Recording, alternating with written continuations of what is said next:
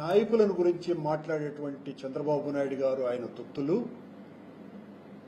మీ నాయకుడి యొక్క గతం ఎలాంటిది, మా నాయకులను గురించి పనిగొట్టుకుని అబద్ధాలు రాస్తున్నటువంటి మీరు నిజంగా రాజశేఖర రెడ్డి గారు అంత దుర్మార్గుడిగా మీరు చిత్రీకరిస్తుంటే ఆ మహానుభావుడు చనిపోతే 670 మంది పేదవాళ్లు వాళ్ళ గుండెలు పగిలి ఆత్మహత్యలు చేసుకున్నారు.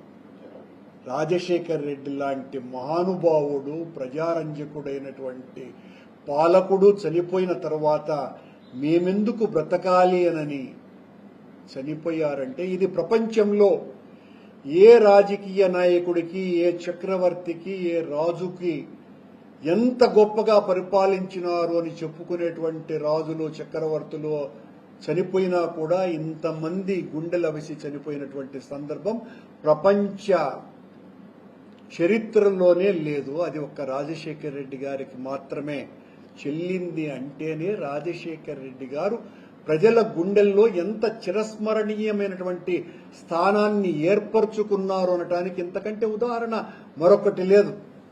ఆ రోజున రాజశేఖర రెడ్డి గారు చనిపోయినప్పుడు దాదాపు 9 కోట్ల మంది ఆంధ్ర ప్రజల ఇళ్లల్లో కనీసం అంటే 90% పైగా కుటుంబాలు పొయ్యి కూడా 3 రోజులు వెలిగించకుండా మొత్తమంతా దుఃఖసాగరంలోనే మునిగినారు అని ఎన్ని కూడా చరిత్ర కదా, అందరూ మర్చిపోలేనటువంటి విషయం కదా. రాజశేఖర రెడ్డి గారి మరణాన్ని తట్టుకోలేక చనిపోయినటువంటి వాళ్ల సంఖ్య, రాజశేఖర రెడ్డి గారి మరణంతో ఏడ్చినటువంటి ఆ కన్నీళ్లు గోదావరి నదే ఉప్పొంగినంతగా ఉప్పొంగటం అన్నది అందరికీ తెలిసిన విషయమే కదా. మానవ జాతి చరిత్రలో రాజశేఖర రెడ్డి గారి భౌతిక కాయానికి ఖననం చేసినప్పుడు ఆ మారుమూల పల్లెటూళ్ళలో దాదాపు 5 లక్షల మంది అటెండ్ అయినారు. అంటే రాజశేఖర రెడ్డి గారి పట్ల ప్రజలకు ఉన్నటువంటి ప్రేమాభిమానాలు ఏవి అన్నది చెప్పకనే చెప్పినటువంటి విషయమే కదా. రాజశేఖర రెడ్డి గారికి ఈ రాష్ట్రంలో, ఇరు రాష్ట్రాలలో నెలకొల్పబడ్డటువంటి విగ్రహాలు, కన్నీళ్లతో ప్రజలు కట్టించుకున్న గుడులు, కొల్లలు కదా. వేలాది రాజశేఖర రెడ్డి గారి విగ్రహాలు ఆవేశంతో నిర్మించినటువంటివి కాదు.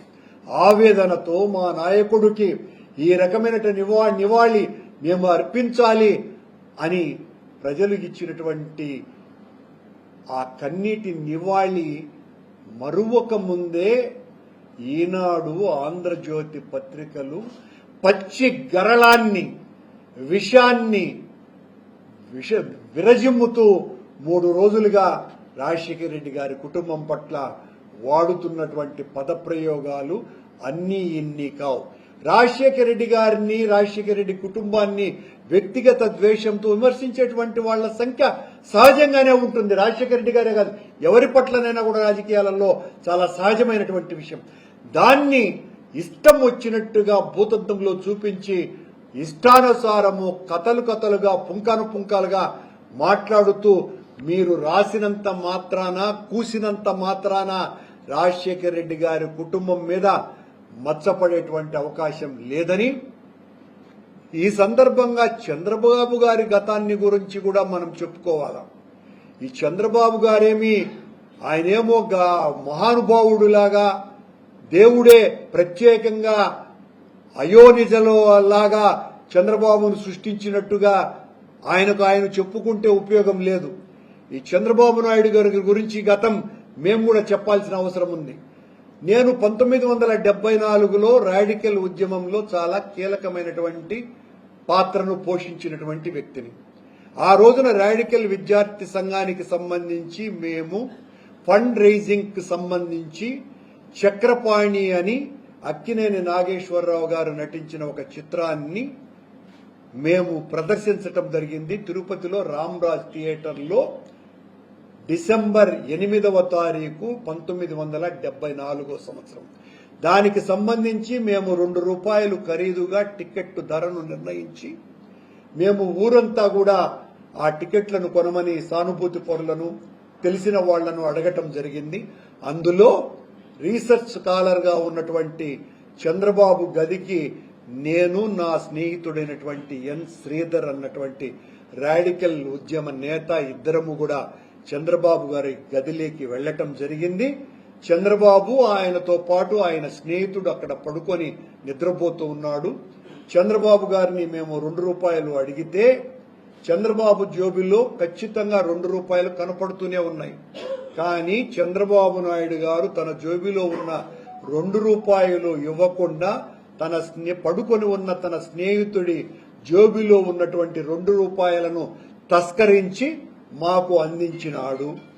నేనే సాక్ష్యం. నా ముందర జరిగినటువంటిది ఈ సంఘటన. అంటే చంద్రబాబు యొక్క నైజం ఎలాంటిది? చంద్రబాబు నైజం కపటము, ద్రోహము, మోసము, అన్యాయము, అవినీతి, అక్రమము, అరాచకము వీటితోనే ప్రారంభమయ్యింది అనటానికి ఇది ఒక ఉదాహరణ. అలాగే శివప్రసాద్ గారని ఫార్మర్ మినిస్టర్ ఉండేవారు. ఆ శివప్రసాద్ గారు నేను చాలా మంచి స్నేహితులం. శివప్రసాద్ గారు వైఎస్ఆర్ యువసేనలో నేను పెట్టినప్పుడు దాంట్లో ప్రారంభ సభ్యుడు. ఆయన 90 నుంచి 97 వరకు అందులో చాలా యాక్టివ్గా పనిచేసేవాడు.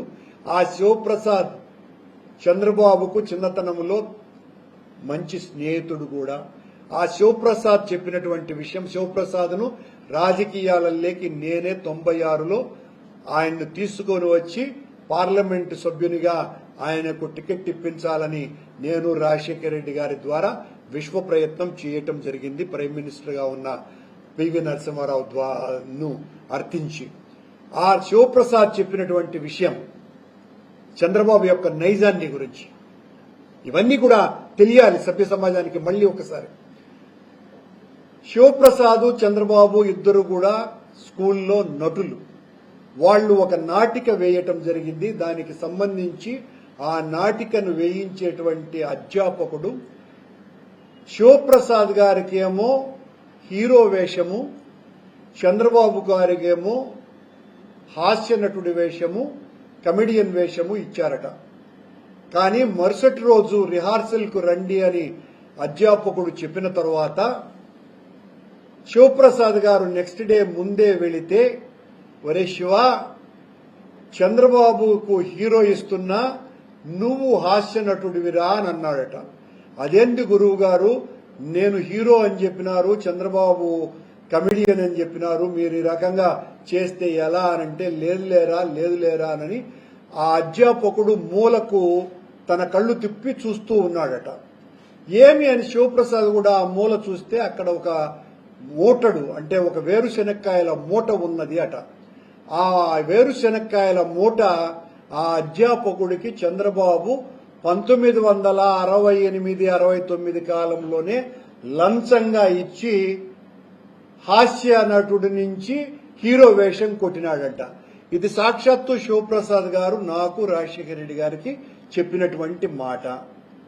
అది కూడా శివప్రసాద్ కనుక్కున్నాడంట. చంద్రబాబు పొలంలో ఇవి లేవే, ఏది చెనిక్కాయలు పండవే అని చూస్తే చివరకు ఆ చెనిక్కాయలు వేరే వాళ్ల తోటలో దొంగతనం చేసి ఆ శనిక్కాయలు తీసుకొని వచ్చి ఐవరికి ఇచ్చినాడు సార్ ఈ మా ఓడు చంద్రబాబు అని చంద్రబాబు నైజాన్ని గురించి ఆయన గారు చెప్పినటువంటి మాట. ఇది చంద్రబాబు గారి యొక్క గతం. ఈయనేదో నేను దేవుడికి నేరుగా పుట్టినాను అన్నట్టుగా చెప్పుకుంటున్నాడు. ఇవి కాకుండా ఇంకా చాలా ఉన్నాయి చంద్రబాబు గారి గురించి.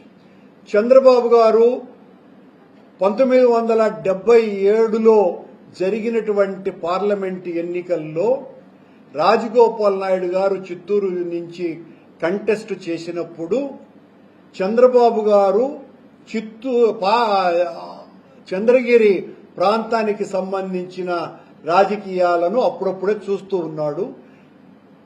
కృష్ణమూర్తి నాయుడు గారనే వ్యక్తి, రాజగోపాల్ నాయుడు గారి వ్యవహారాలు చూసేటువంటి వ్యక్తి, చంద్రబాబు గారికి ఒక పెట్రోల్ జీప్ ఇచ్చి ఒక 200 లీటర్ల క్యాన్ అంటే డ్రమ్ము పెట్రోల్ పట్టించి ఇవ్వటం జరిగింది. ఇది కృష్ణమూర్తి నాయుడు గారే నాకు చెప్పినటువంటి మాట. రాఘవుల్ నాయుడు చెప్పినటువంటి మాట. ఆ రాఘవుల్ నాయుడు గారు నెక్స్ట్ డేనే చంద్రబాబు వెళ్లి అన్న మొత్తం తిరిగేసినాను, డీజిల్ పెట్రోల్ అంతా అయిపోయింది అని అన్నాడట.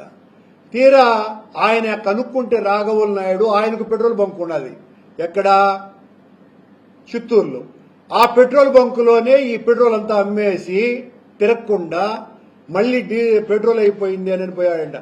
ఏమయ్యా ఇంత దారుణంగా ప్రవర్తిస్తాడవే చంద్రబాబు నాయుడు అని నేను తిట్టి పంపించినాను అనే మాట రాఘవుల నాయుడు గారే నాతో అన్నటువంటి మాట. చంద్రబాబు గారి నైజం ఇదండి. జయచంద్ర నాయుడు గారని ఆ కాలంలో ఆయన యూత్ కాంగ్రెస్ అధ్యక్షుడిగా ఉన్నాడు. చంద్రబాబు గారు ఆయన కింద జిల్లా సెక్రటరీగా ఉన్నారు. ఈ జయచంద్ర నాయుడు గారికి ఒక రూమ్ ఉన్నింది. ఆ రూమ్ లోనే చంద్రబాబు నాయుడు గారు ఉండేవారు. చంద్రబాబు నాయుడు గారు మొత్తం అంతా బిల్లు అంతా కూడా మన జయచంద్ర నాయుడు గారి పేరు మీద రాసేసేవాడట. ఇది చంద్రబాబు గారి నైజం. చలమయ్య గారని ఒక ఆయన ఉన్నాడు సుమా, ఇప్పుడు కూడా ఉన్నాడు అనుకుంటా, మన తిరుపతి బాలాజీ కాలనీలో ఉంటాడు. ఆయన పాన్ షాప్ ఉండేది, పాను సిగరెట్లు ఇలాంటివన్నీ కూడా. ఆయనకు దాదాపు 250 రూపాయలు 1974-75 కాలంలోనే అప్పు చేసి చలమయ్య ఎత్తుక్కుంటా ఉంటే దొరకకుండా దాముకున్నటువంటి వ్యక్తి చంద్రబాబు నాయుడు. ఇది అందరికీ తెలిసిన విషయమే, చలమయ్య లోకమంతా చెప్పినటువంటి విషయమే. ఈ చంద్రబాబు నాయుడు గారు ఈ రోజున పెద్ద కథలన్నీ చెప్తున్నాడు. చంద్రబాబు నాయుడు గారు మంత్రి అయిన తర్వాత కట్టినటువంటి విష్ణుప్రియ హోటల్కు సంబంధించి దానికి సంబంధించిన చెక్క పనికి కొన్నటువంటి చెక్కకు ఆ చెక్క యజమానికి వుడ్ యజమానికి డబ్బులే ఇవ్వకుండా ఎగ్గొట్టినటువంటి ఘనత చంద్రబాబు నాయుడు గారిది. చంద్రబాబు నాయుడు గారు ఎమ్మెల్యే అయిన తర్వాత రాజశేఖర రెడ్డి గారు కూడా ఎమ్మెల్యే, వీళ్ళిద్దరికీ సాన్నిహిత్యం ఏర్పడ్డది. చంద్రబాబు గారు రాజశేఖర రెడ్డి గారు భిక్ష వలన మంత్రి అయినారు. ఇది 100% నిజము. ఆనాడు ముఖ్యమంత్రిగా ఉన్న అంజయ్య గారిని ఒప్పించి రాజశేఖర రెడ్డి గారు తనతో పాటు చంద్రబాబును కూడా మంత్రిని చేసినారు. ఆ తరువాత భవనం వెంకట్రాం పీరియడ్ లో గాని విజయభాస్కర్ రెడ్డి గారి పీరియడ్ లో గాని 2 సార్లు కూడా మంత్రిగా కొనసాగటానికి రాజశేఖర రెడ్డి గారి భిక్ష. నేను రాజశేఖరు చాలా సన్నిహితంగా ఉండేవాళ్ళం, మీకు మంచి స్నేహితుడు ఎవరు అని అంటే చంద్రబాబు అప్పుడప్పుడు చెప్తూ ఉంటాడే, దీని వెనుక ఉన్నటువంటి మూలం అది. రాజశేఖర రెడ్డి గారి భిక్ష వల్లనే చంద్రబాబు అనేటువంటి వ్యక్తి మంత్రి అయినాడు అన్నటువంటి విషయం పచ్చి వాస్తవము. అలాగే చంద్రబాబు గారు మీ గొప్పలు చెప్పుకుంటే ఉపయోగంలే. 2003లో మీరు ముఖ్యమంత్రిగా మీ మీద నక్సలైట్లు దాడి చేసినప్పుడు, ఇప్పుడు గొప్పలు చెప్పుకుంటా ఉంటాడు ఆయన, నేను 23 క్లైమోర్ మైన్స్ పెడితేనే అదరలేదు బెదరలేదు అని. చరిత్రలోకి వెళ్ళాల, మనం మర్చిపోయినారు. ఈనాడు ఆంధ్రజ్యోతి రాస్తాండదే రాజారెడ్డి గారు రాజశేఖర రెడ్డి గారుల చరిత్ర మర్చిపోయినారు, ఇప్పుడు అన్ని కూడా బయటికి వస్తాండాయి. ఇవి కూడా చంద్రబాబు గారి యొక్క నైజం కూడా బయటికి రావాలా. వాస్తవం మీరు రాసినటివి తప్పులు, ఇవన్నీ కూడా పచ్చి నిజాలు.